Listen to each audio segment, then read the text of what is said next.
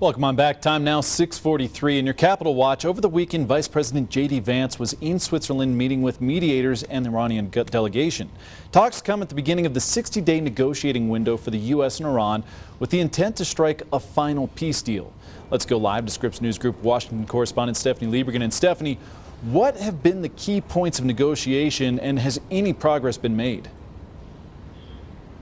Hey, Tony, good morning. Well, the vice president was leading the U.S. delegation, and he spoke just about an hour and a half ago, and certainly seems to be walking away optimistic about the progress that was made over this weekend, but then recognizing there is still a lot of work that needs to be done. So the vice president really laid out kind of four key accomplishments or agreements established this weekend. One is a new process or an open line of communication for dealing with any questions related to the Strait of Hormuz, whether ships are getting through, where they're getting through, and whether any tolls are being lobbied there. There's also a new process for dealing with regional conflicts. This certainly is a nod to the conflict between Israel and Hezbollah, the Iranian-backed group in Lebanon, making sure that if an attack does come up, that if something does threaten the ceasefire, that there is a process in place to de-escalate that and make sure that it doesn't get any worse. There is also an agreement from Iran, according to the vice president, to let international inspectors in to look at the country's nuclear facilities.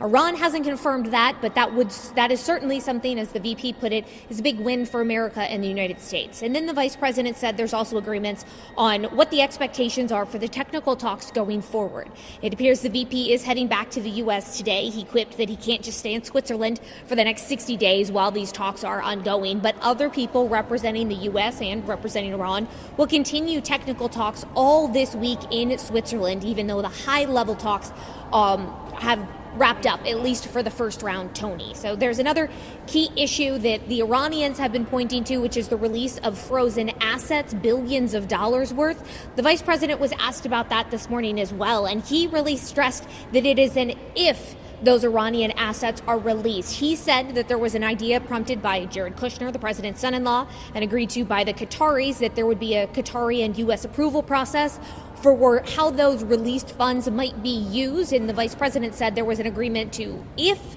those funds are released, that Iran would spend that money on buying U.S. agriculture products like wheat, soy, and corn. But again, we haven't heard that confirmation from Iran, but certainly seems like the U.S. walking away from the first round of high-level talks, feeling good about what was accomplished and what can still be accomplished as we get farther and farther into this 60-day period.